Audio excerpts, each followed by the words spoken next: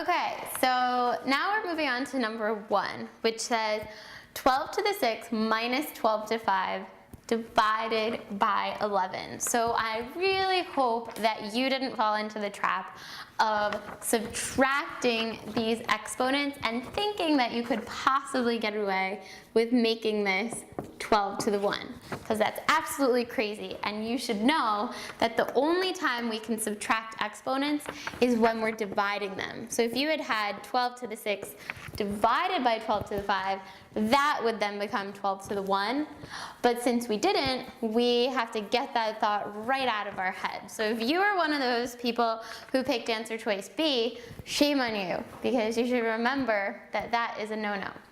So what we can do here is we want to remember that what we do is we factor. So when you're subtracting or adding things with exponents, we factor out the term that is common to both. Now, it might look a little strange to you dealing with having numbers as your bases, because when you learn this, you learned it with exponents. So we're just going to dial it back for a sec and pretend that this is the same problem but with x instead of 12. So if I asked you to factor out x to the 3 minus x squared, all you would then do is take out an x squared from both of them, and in this case you're left with an x, and this case you're left with 1. And that's how you would factor it, and I know that all of you remember how to do that. So you want to use that same method for up here. So if you look at these two things, they both have a 12 to the 5 in common.